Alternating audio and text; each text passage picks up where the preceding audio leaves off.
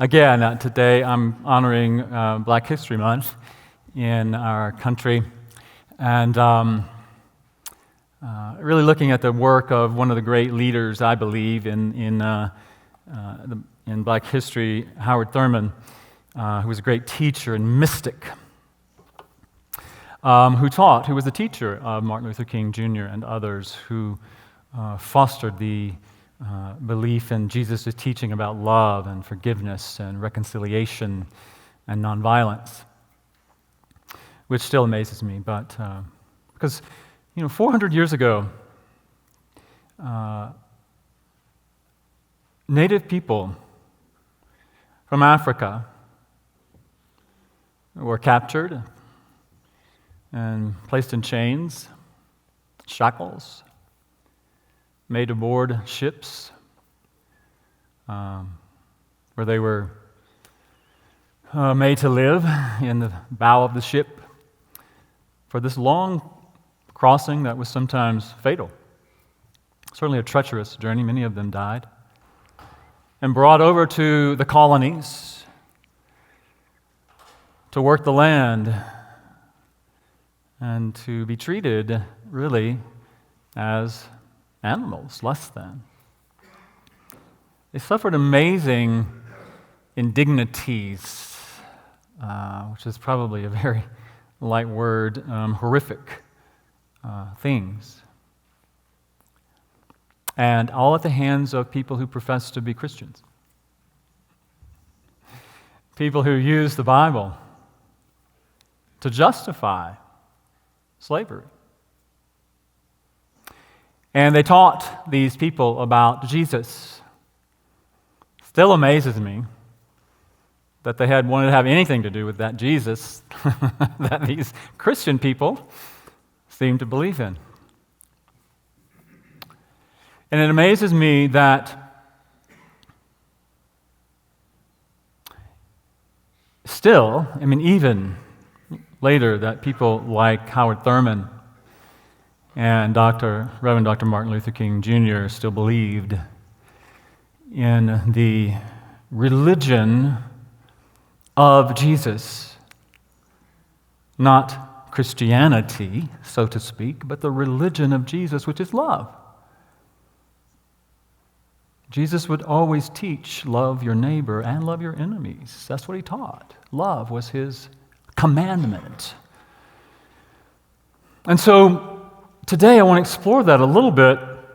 Whether or not you consider yourself to be a Christian, I'm hoping that we can look at what Howard Thurman teaches as the love ethic of Jesus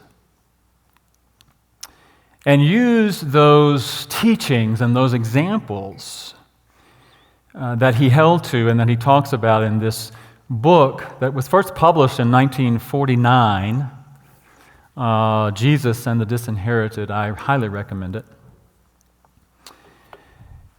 But he talks about the love ethic of Jesus and how Jesus taught it and demonstrated it, and how he and others, like Reverend Dr. Martin Luther King Jr., continued to talk about it and teach it and promote it within the African American community because he believed in the teaching. They believed that this was the way we should live. And so he talks in the book about Jesus and what he demonstrated in that way. You know that Jesus was a Jew. He wasn't a Christian, right? There was no such thing. Jesus was a Jew. And Jesus never was about trying to start a new religion. Jesus believed that he was teaching the foundations of Judaism. Jesus believed, we believe, that he was teaching people to come back to the foundational, somewhat mystical teachings of Judaism. and that those who were in power in the Jewish tradition were against him. They rejected him. They were trying to defeat him because, imagine this, they were in power. And they believed they were doing the right thing, I assume. But Jesus was calling us people back to his people, back to that foundation. He even said, I did not come to destroy the law, I came to fulfill the law. I'm not about getting rid of the law. I'm about giving it new meaning, or giving it its original meaning, and going back to that. But yet there were people who were against him. And so we find that there are people in our own culture, in our own family, in our own tribe, so to speak, that may not agree with what we teach. And he talks about that, Howard Thurman talks about that in the book, about how that showed up in the African American community. That there are people in the African American community, which I can certainly understand, who are angry and hurt and wanted revenge. They wanted to fight back.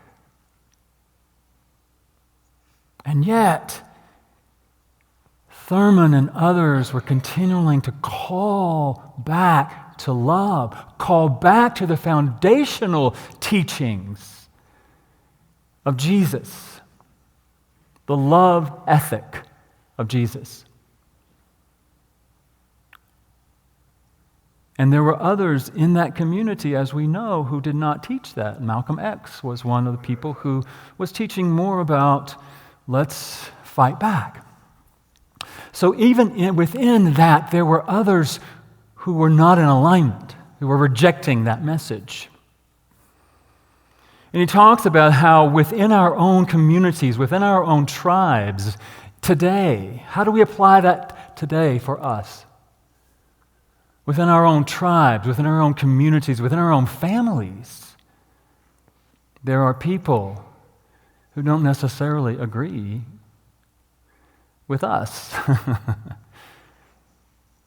I could speak about that in respect of our New Thought tradition. If you have people in your family who are traditional Christians and you're speaking this language of unity, how many of you have ever experienced some resistance or,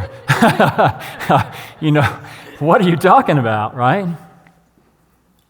But again, I believe as our founder, Charles Fillmore, talked about, he believed that he was teaching first generation Christianity, the teaching of Jesus. And so, what did Jesus teach about that? What did Jesus teach about that? Well, first let me say this about that too. What I want to say too is that in our own families, in our own communities, we don't always agree. Stuff comes up. Stuff comes up. And what do we do? I want to say, what I'm calling us up to together is to come back to this energy of love, this place of love. Because we don't always agree with each other. Things come up in our interactions with each other, even in a spiritual family, believe it or not.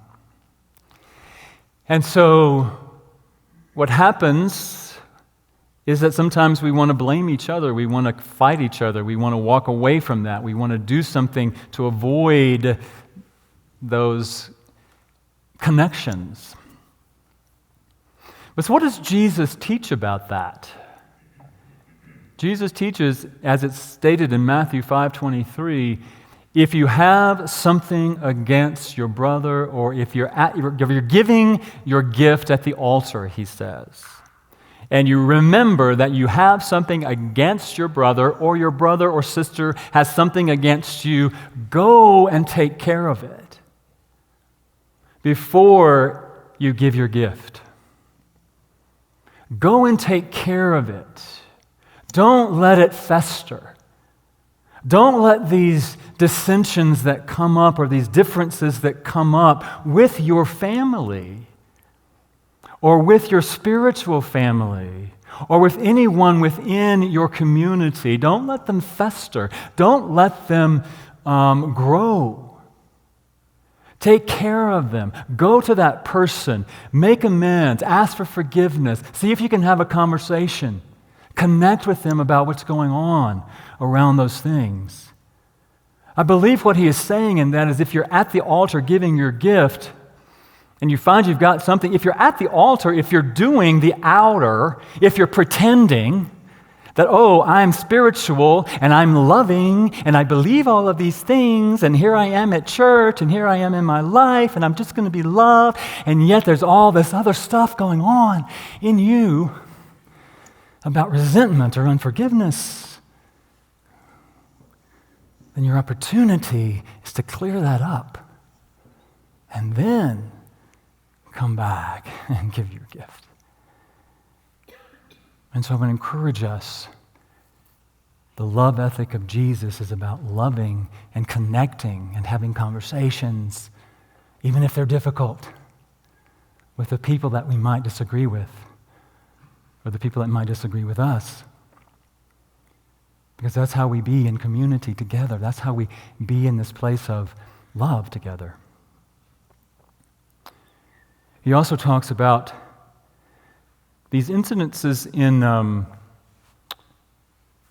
in Jesus' experience where there were people of the tribe who were Jews who were in service to the empire, Rome. There were Jewish people, like the tax collectors, who were in service to Rome because, as a tax collector, they had position, they had power, they could have money. And yet they were acting in direct opposition to the good of the Jewish people. They were collecting taxes from the Jewish people to support the oppressor, to support the empire. So there were people within the Jewish community who the Jewish people avoided. They didn't want to have anything to do with the tax collectors because they were the traitors. Right? He talks about that in the black community, that sometimes in the black community at that time, there were people who were working for the empire against the good of the black people. The community, the African Americans. Why? Because they wanted position, they wanted power, they wanted to be accepted, they wanted to be a part of the power structure. I remember in the movie I talked about a couple of weeks ago, the movie Harriet, which chronicles the life of Harriet Tubman. There was a character in the movie who was a black man who was working for the slave owners to track down runaway slaves. He was a traitor to his people, so to speak. He was working against the good of the whole. Where does that show up for us today? I want to take a little bit of a metaphysical tact in this, in that there are thoughts within us that work against our good, that work against our highest good, and that may cause us or inspire us or motivate us. It doesn't inspire us, it motivates us to maybe do things, to behave in a way, to say things, to be a part of the empire, the oppressive, the oppressors. Because we believe if we don't, that we will lose our own power, our own prestige, or our own financial well-being. And so within us, where do we give in to power?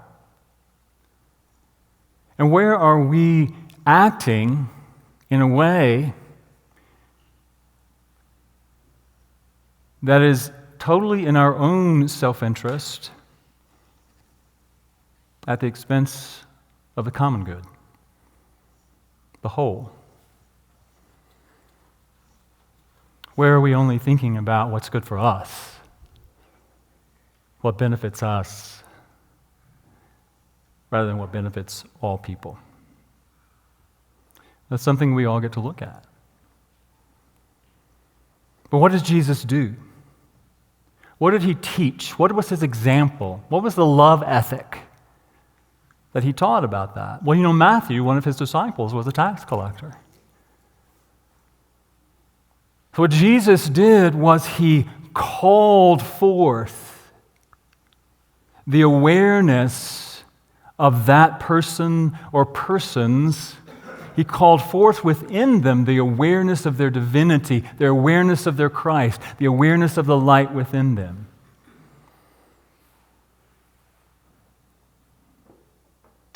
So that they could recognize it themselves. How does that apply to us? Well, first it applies to us. I don't like using the word darkness and light, but if we look at the darkness within ourselves, what is going on within ourselves, sometimes that would make us want to serve the empire or serve our own self-interest at the expense of others. And to become aware of that and to call forth within ourselves that which is the highest and best, that which knows that we are part of the whole, that which knows that we are a child of God, a child of the universe, and we're connected to it all. And as we call that forth within us, then we become more aware and more in service to the whole. Jesus said, "If I be lifted up, I will draw all unto me." I think what he was saying is if the Christ within us, the light within us, is lifted up into our consciousness, up into our conscious awareness, then we know and we draw all unto that Christ within itself as well.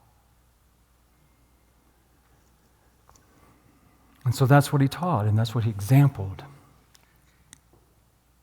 And the third aspect of his love ethic that Howard Thurman talks about in this book is the empire itself. In Jesus' day, of course, it was the Roman Empire that were the oppressors, they were occupiers of Israel. And there were soldiers and Roman guards and centurions that were the power within that structure. And they were the oppressors. And in the African American community, of course, back in the 1940s and even today, there is the empire, the structure, the institutions that suppress and oppress African American people. Institutionalized racism is a thing. It is in our judicial system, in our educational system, in all of the systems, and it's something that we get to look at. And so we get to experience that, and those who might work within that. Work within the power structure. Now, it doesn't matter to me where you land politically, from as far as public policy. I am almost sure, there is somebody in the power structures within our government that you could point a finger at and say, I really don't like that person, or I don't like their policy. I don't care where you land. I bet there's somebody that you see on television, because many of you have told me that, so don't don't pretend. I'm not pointing any fingers. But again, it doesn't matter where you land, there's someone or something within the power structure that is difficult to love. I'll put it that way. difficult to love. Well, what did Jesus teach about that? What did Jesus example about that? You remember the story in the Bible where the Roman centurion, comes to Jesus and says, "Come to my house, my servant is dying, very sick. And I don't have any right to ask you this, but will you come to my house and help my servant?" And Jesus goes to the centurion's house.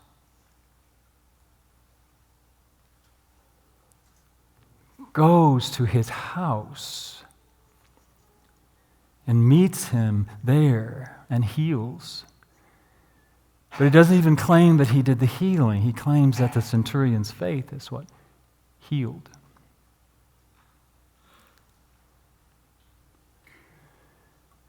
And what Thurman talks about, this examples for us, is our willingness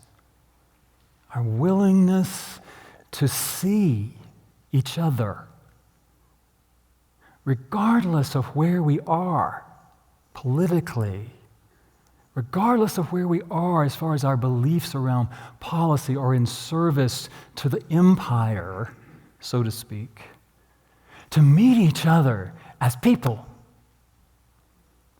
to meet each other as expressions of God, beyond the stuff that we might want to judge, and to hold each other in that space.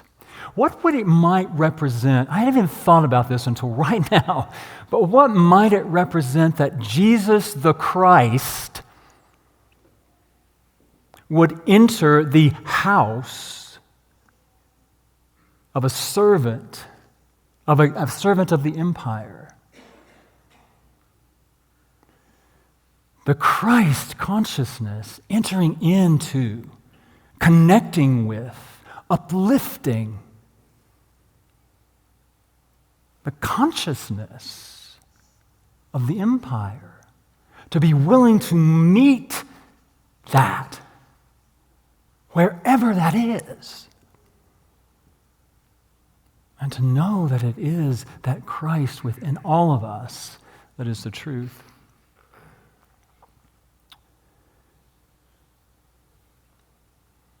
And so, as we look at this idea of the love ethic of Jesus, can we, and I'm going to make a statement here that is an assumption. My assumption is that while there are people in this room today who still experience the legacy of slavery, that most of us have not personally experienced the horror of slavery, being enslaved. And if this love teaching, love ethic, can be embraced by people and lived by people who have experienced that sort of injustice and dignity, stripped away of their heritage, their culture, their families, their homeland, if they can live that love ethic, I believe we can as well. I believe we can live that ethic if we choose to live that ethic. Whether you consider yourself a Christian or not, can we embrace the love ethic that Jesus taught and exampled? Live it in our community. The people who are like us, like-minded, like spiritual belief, whatever that is, can we live it in our families of origin? Can we live it with those people or those institutions that serve the empire that is sometimes unjust?